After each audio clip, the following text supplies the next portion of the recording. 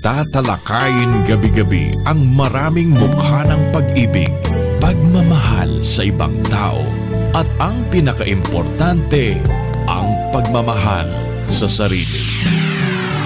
Antabayanan ang prangkang komentaryo niya sa pag-ibig, relasyon at sa iba't ibang bagay at lalong manabik sa kanyang mga positibong pananaw sa buhay. Narito na ang programang kasama nyo gabi-gabi, Pangga, Ruth Abaw Live. Sa himpilang mas todong lakas, DWIZ. Pangga, Ruth Abaw Live.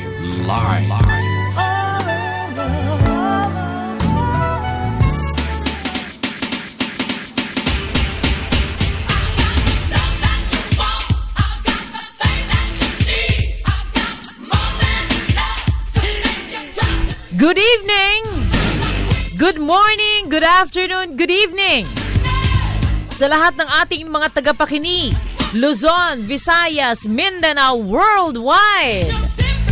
Para sa ating mga nakikinig sa 94.3 DWIZ Palawan, para dyan sa mga nanonood sa atin sa YouTube, DWIZ 882 channel, ganun din sa Pangga, hindi pala Pangga. Mali na naman ako, makahanapin nyo sa Pangga. Hanapin po ninyo ang face para ng mga nanonood sa atin sa Facebook DWIZ 882 page ng live. Ayan, sa lupalop kayo at inaabot itong ating broadcast, sana po ay nasa mabuti kayong kalagayan. Ayan, okay, sa ating love life, Jerry's Makilan, abangan mo. Si Jerry may nirereklamo sa ating kanina eh. Okay, healthy image, body love. Ayan. Dito ay pupuntuhan natin kung saan nanggagaling, saan nanggagaling yung ating hindi magandang, hindi healthy na imahe ng ating mga sarili, kaya hindi natin mamahal ang ating sarili. Kasama na ako doon. Kasama ako dito. Talagang ganun eh. Nako po. Talagang hindi ka makukontento sa sarili mo eh. Bagamat yung iba sinasabi, okay ang katawan mo, okay yung itsura mo. Pero talagang pag ikaw talagang, talagang hindi ka masaya sa sarili mo, di ba? Ganun talaga. So yun ang pag-uusapan natin mamaya. In the hopes na after this one, kundi man tayo matuto, mapaalalahanan tayo mga mister, mga misis. At mister, lalong-lalo ka na, pag si misis ay nagkaroon ng ganitong mga issues, ano ang gagawin mo para mabigyan mo siya ng kumpiyansa sa kanyang sarili.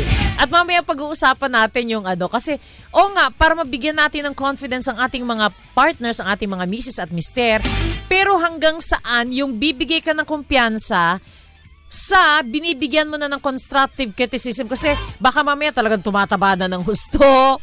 Tapos mamaya magugulat ka na, pinapabayaan mo, tapos biglang, hala, laki-laki na ng tiyan itong taong ito, di ba? Yung ganon. Kailan magsisimula kailan matatapos yung minamahal mo at binibigyan mo ng kumpiyansa ang iyong partner, dun sa punto na kailangan mo siyang sabihan na lumalaki na ang tiyan mo, tumataba ka na, pumapangit ka na.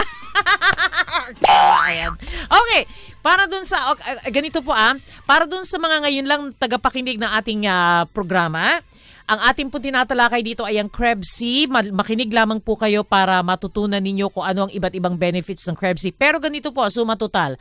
Ang Krebs-C po ay isang supplement na inaayos ang Krebs cycle ng ating katawan. Ano po yung Krebs cycle? Napakahirap ipaliwanag, pero sa simpleng paliwanag natin, kapag hindi po maganda ang Krebs cycle ng ating katawan, kahit ano pong kinakain nyo, kahit na anong iniinom yung medication, kahit na anong iniinom yung mga supplements, mga herbal medicines, hindi po gagana yan at hindi po i-absorb ng inyong katawan kung hindi maganda ang Krebs cycle. Diyan po pumapasok ang Krebs-C. At yan din na yung dahilan kung bakit ilang inuman lang ng Krebs-C, ayun bumababa yung mga blood pressure, bumababa yung mga sugar, hanggang sa dumating yung pagkakataon na meron po sa tulong na aming mga doctors, hindi lamang po, kundi man natatanggal ng lubusan ng inyong mga maintenance medicine, ay nababawasan considerably. Ayan, para puro supplements na lang iniinom nyo, pero ang kasama dyan, ang panundot po dyan, ay ang Krebs-C. And of course, nangyayari na ating Grovimin multivitamin syrup. Kung gusto po ninyo malaman kung paano kayo kikita, kagaya ng mga distributors natin sa Palawan namin, tatlo sa Romblon, sa Botanica Herbal Shop, at marami pang ibang distributor sa Quezon City. I-text nyo lamang po si Tita Dang, mamaya ibibigay ko yung kanyang telephone number. And of course, nariyan ang ating paboritong kape, ang Jim's 5-in-1 Coffee Mix at Jim's 7-in-1 Coffee Mix. Darito na siya! Manananggal ng mga maintenance medicine. Fellow ng Royal Institute for Alternative Medicine ng Singapore, si Doc Bunny Bernardo. Hi Doc, good evening! Hi, good evening Panggan. Ako, magandang gabi po sa inyong lahat. Yan. Friday, oo. Marami ka bang pasyente kanina? Oo. Bigla, oo. Marami. Tapos, may mga cases ako ngayong hindi ko alam bakit nasimulan kasi. So, ang dami ko ngayong mga cancer patients. Oo nga, palagay ko, no? So, sabi ko, kanina talaga pong, pasensya talaga. Alam nyo, pag ganitong kaso talaga, matagal, lalo po kasama yung family. Naku. Tapos, lalong nag-iintay lang confirm na cancer sila. Okay. Lalo po pag ma-confirm na kailangan lang din nila ng mga pang-third na yung akin eh. Naku. So, ibig sabihin, ako din, hirap. Paano yung sabihin? Kasi doon nga lang sa diagnosis. Kasi doon lang ho sa Palawan maraming na-diagnose si Doc na maraming mga tumor, di ba? How much more kapag ito confirm talaga parang ilang may biopsy, may scan, lahat ng laboratories. Tapos kahit nung niran ko rin eh. Kasi ako naman, ang ginagawa ko na lang yan, kino-confirm, tapos hinahanapan ko ng ano bang organs ang pwedeng tumulong. Okay. Doon yung ginagawa natin eh. Ano yung pwede mong palakasin, tsaka ano pa yung pwede mong gawin, pwede palakasin yung kung saan may tumor. Yes. At saan siya, contain ba. So yun yung mga ginagawa natin sa ating mga clinic.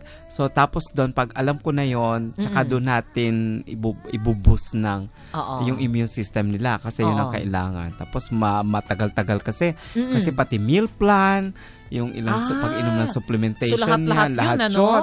Pati yung emotions kasama yun kasi syempre meron yung may mga dadaan yan sa anxiety, depression, yung kaya yung mga tulog.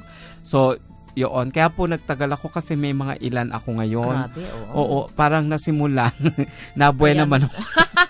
Kaya nagtuloy. Kaya nagiging parang dumadami. Talaga nagiging challenging. Hindi siguro kasi, Doc, ang cancer talaga, takot ang mga tao talaga dyan. So kahit sila halimbawa ay may traditional na gamutan, kailangan pa rin nila ng help from alternative medicine. Importante kasi kailangan may tulong-tulong ano yan, integration, complementary, kasi kailangan maayos din yung nutrition. Yes. Importante yon, plus yung mga tamang supplementation na ibibigay. Kasi syempre sa regular medicine, treatment lahat yan treatment. Pero yung after treatment, yun ang wala. And of course, ako kasi ginagawa ko, inilalatag kong lahat yung consequences na hindi lang pwedeng sabihin na, sige po, magsa-surgery tayo, ooperahan yan, pero ipinibigay ko din po yung long term na pwede mangyari. Baka kasi at the end, magsisihan kaya dapat ganito, ganyan. Pero sabi ko sa inyo, pwede nyo po din balikan yung wherever, oncologist ninyo, endocrinologist ninyo, surgeon ninyo, na maipaliwanag na pwedeng ganito po yung problema. Kasi kanina may thyroid akong case, meron akong bukol din sa isa sa matres, yung isa naman sa, alam ko sa sa pancreatic mass to. So kaya matinding usapin. Ako, hirap talaga sa isa. Kala nyo kayo lang naghihirap, pati po. Mahirap talagang sabihin, mahirap sabihin at mahirap ayusin. Kaya nga po, ang advice lagi namin sa inyo, kung kayo may mga dinaramdam, may mga nararamdaman, wag po kayo manghinayang na magpa-check, pumunta agad, kasi mas mahirap po lalo yung malala na ganitong case. Tapos, problema nyo, kahit naman po kayo gustong operahan, problema, ano pa po yung inyong, aayusin, i-workout kayong lahat. Kasi syempre, yung sugar ninyo, yung inyong, kung may mga ganyan pa po kayong komplikasyon, di mahirap. Pangalawa, yung pong syempre yung pera. Tapos pangatlo, yung personal na tatao, ayaw din naman magpa-opera. So talagang medyo, ito po ay hindi po usapin ng lagnat lang at mga sipon-sipon. Talagang matagalan. Kaya pasalamat po. Ako din po ay kailangan magtulungan tayo. Talagang matinding usapin ngayong araw na to. Minsan nakaka-drain. Nakaka-drain talaga. Oo. Nakita ko na si Doc kung paano siya ma-drain. Ayan. Okay. O siya, yung mga katanungan po ninyo sa Krebsy, ulitin lang natin. JR, hindi ba naririnig sa on-air natin yung ingay sa labas? Oo.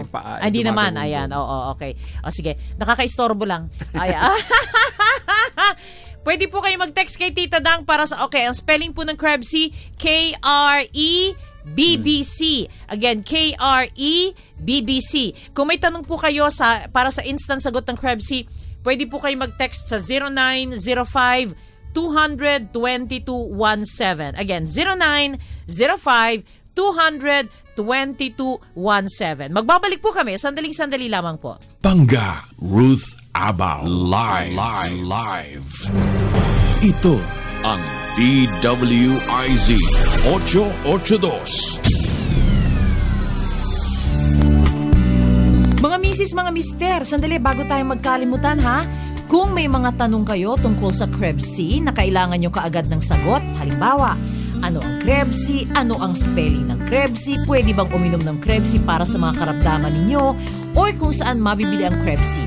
Pwede po kayo mag-text na ngayon or tumawag na kay Tita Dang para sa instant na sagot sa lahat ng inyong mga katanungan. Ang hotline ni Tita Dang,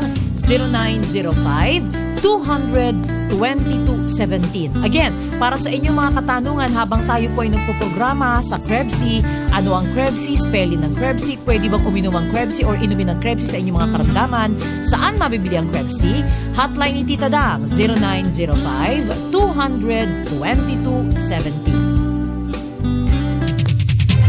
DWIZ 882, ang himpilang naghahatid ng mga balitang sigurado sa Balitang Todo Lakas, Ratsada Balita, IZ Balita Nationwide at Siyasan.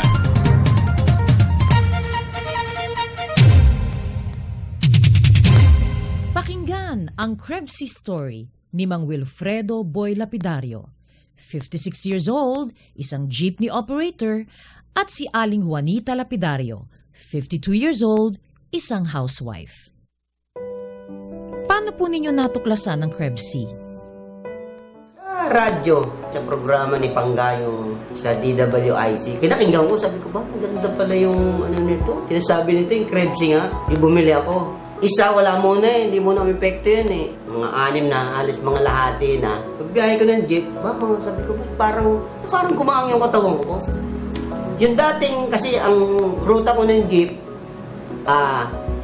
kaya po ilalim lang eh. Kaya po ilalim Blumentritt. Maiksi lang. Siguro mga 30, 20, makakabalik ka na eh. So, yung dati, 3 ikot lang. Pinakamatagal ko na 3 ikot, 3 balik.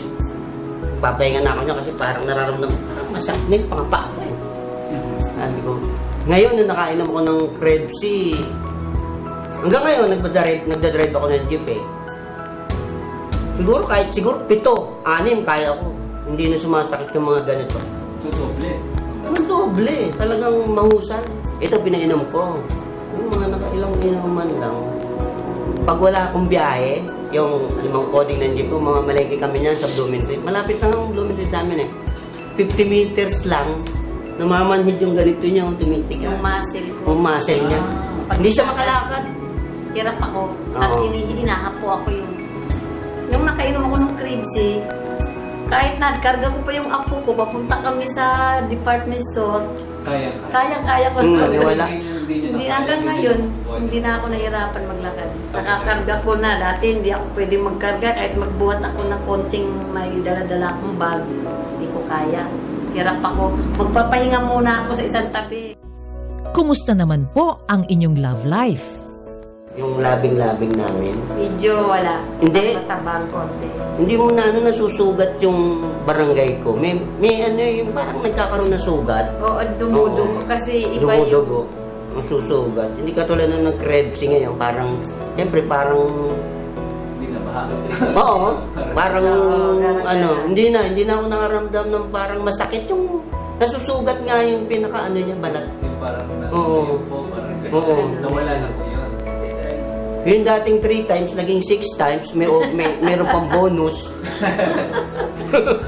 Hindi pa yung ibang kabataan eh. Pag nag 12 o'clock, may bonus pa. August ako uminom niyan. Pagdating ng yung March, di ba March tag-init? Di ba summer? Naglalabasan yung mga buong araw ko dito. Sa kati! Sobrang lalaki ko. Nung nakainom ako, August ako uminom, pagdating ng March, walang lumabas. Kahit anong tinitinit. Hindi siya. Mamumula siya yung dito. Taon-taon yun. May bungang araw na lumalabas. Yung malalaking bungang araw dito, ang dami, maliliit. Makati. Hindi, yung malalaki din. Tapos sa likod niya maraming maliliit. Nawala. Nawala din yung... Kakainom ko ng crepes eh. Ever since na. Wala na, hindi na siya sinusunod. Hindi, maraming natanggal na nararamdaman ko nung araw na pag inom ko ng crepes, nawala. Maraming salamat kay Pangga. Dahil sa pag ano niya sa radyo, sa programa niya. Sa programa nila ni Doc Bani. Ako nalaman yung crepes na napakahusay. Lahat ng sakit nyo, hindi mo mararamdaman na unti-unting nawawala yung mga dati mong nararamdaman na sakit sa katawan mo, unti-unting nawawala. Maraming salamat. Maraming nawalang sakit.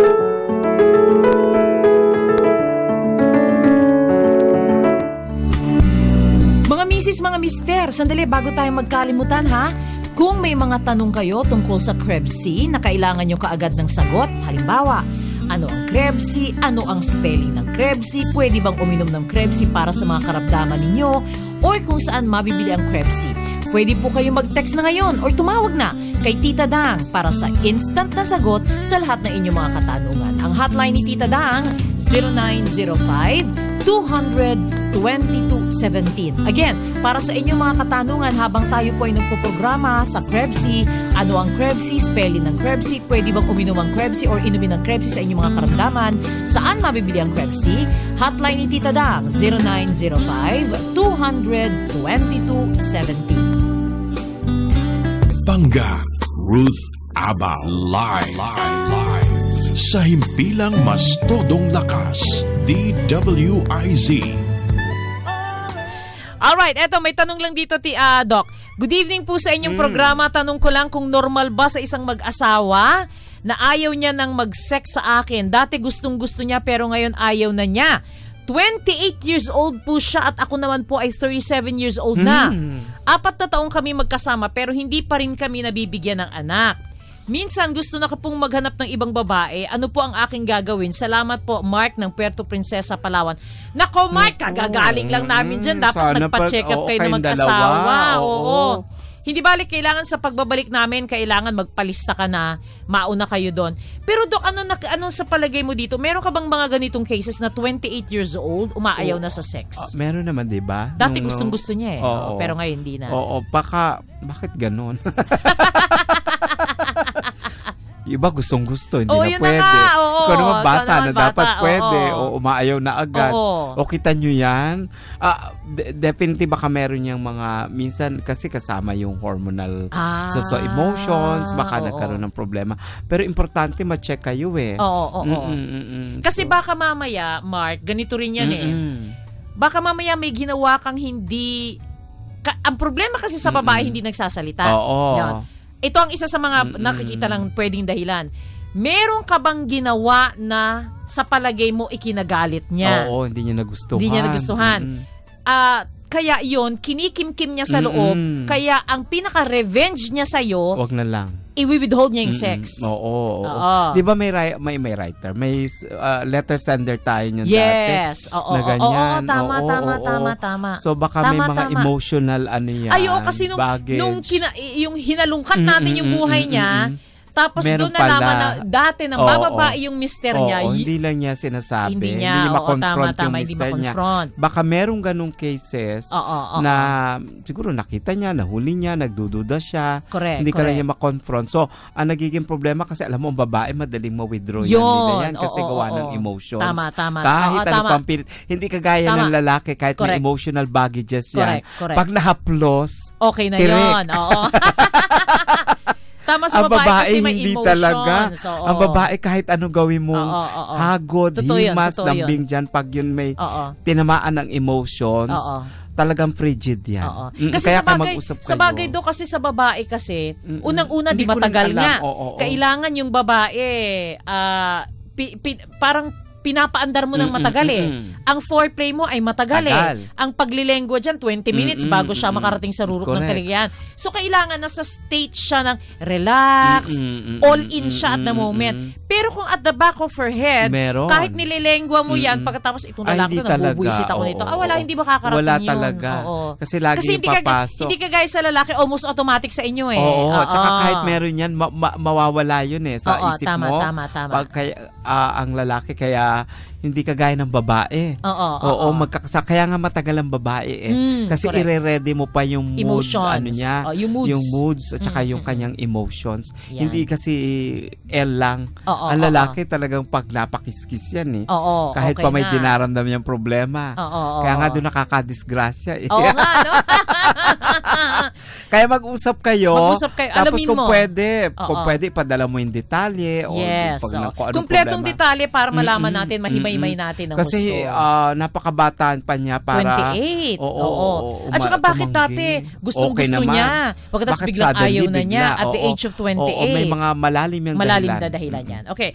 Hi, good evening, Doc. Ako po si Esther. Tanong ko po kung masama po bang uminom sa umaga ng lemon na may honey at konting water nang wala pang almusal, as in kagigising pa lang. Thank you po. Pinaiinom po talaga yan. Yun yung ating tinatawag na power water. Kasi pwede naman po talagang warm water lang.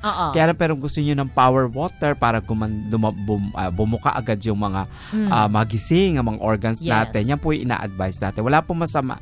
Pero ganito, Doc, pag nagkikrebsi ka, pwede bang yun ang tubig mo? Hindi pwede. Hindi pwede. Hindi pwede. So kaya laging regular water. Kasi na-alkalinize yan. So medyo pwede siyang mapababa niya yung effectivity. So, kaya nag-water ka pagising dapat yan. Tapos before breakfast. Okay. Kaya yun pag-inom mo ng So ganito, ang uunahin mo, yung power water mo na lemon na may honey at konting water.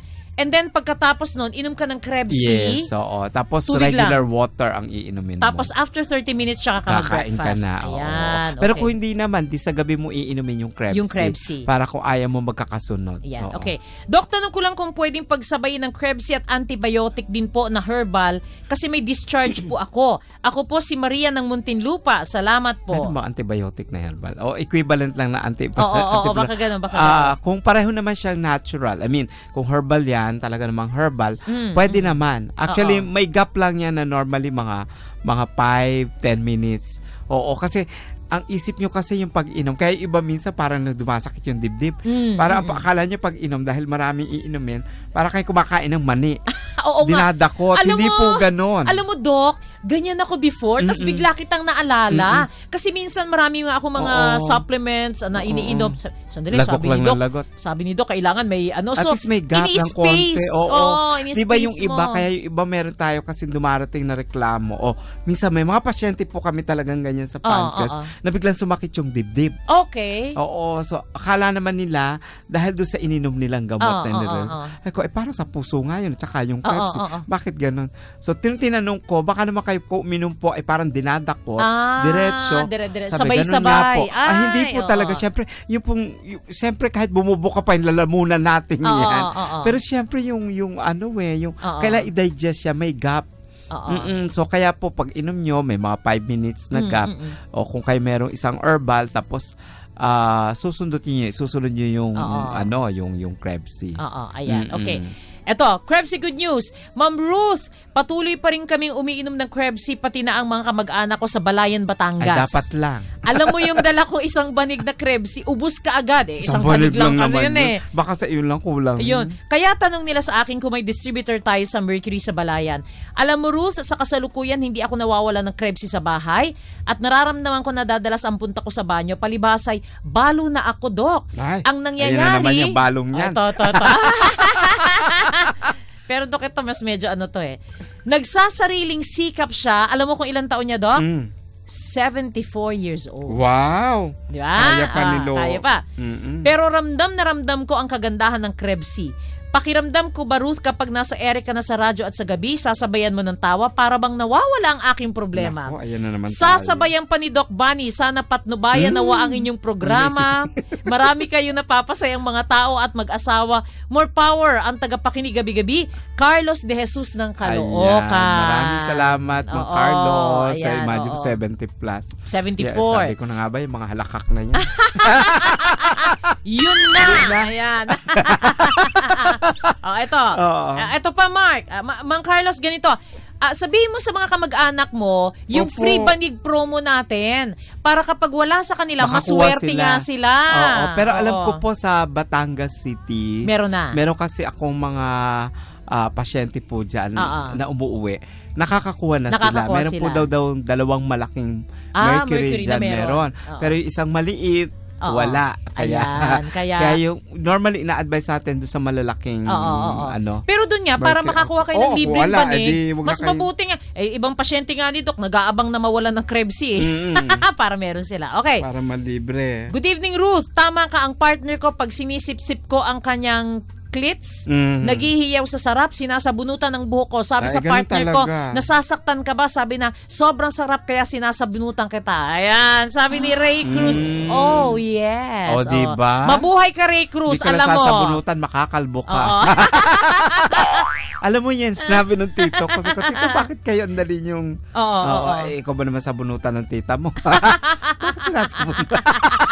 Ngayon, alam mo na kung bakit sinasabunutan. Oo, kaya yung may mga medyo... biniyayaan. Oo, at wala na ng tok-tok. Yan, yun na yan. At least kaya pala good lover ang mga kalbo. Ito Doc, sandali. Bago tayo mag-commercial break ulit. Sige. Yung clinic schedules, unahin ko lang ito. Reminder po, bukas sarado ang Pancreas Wellness Sabado Clinic.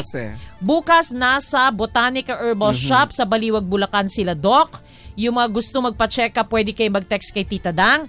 0905-200-2217. Ang pagbabalik po ng tawag nito ng clinic ay sa Sunday po bukas ang Pancreas. Doc, yung clinic schedules mo. Yes, okay. So bukas po ay sabi nga ni Tita Dang, nasa Baliwag po kami, yung Pancreas Wellness. Baliwag, Bulacan. Sa market po yan kay Eric Mananghaya. Tapos Sunday, ayan, balik po yung po mga nag-schedule, tumawag, para po sa Sunday, meron po akong clinic. Ayan, balik schedule. Ano po yan, 10 o'clock nagsisimula. Pero bukas na po kami ng 9 o'clock. And of course, dahil po ay June ngayon, ito po, birth month ni Jan. Meron po siyang free therapy na para sa inyo. Kasi siya nag-handle ng pain therapy namin. So, meron siyang pa-promo para sa inyo. So, kaya kayo ay makakapasyal from Monday to Sunday. Yan. Meron pong pa-promo para sa inyo kasi birth month na yan. Ayan. So, tapos, advance ko lang po na nag-usap kami ni Tita Dang. Nakita ko kasi schedule.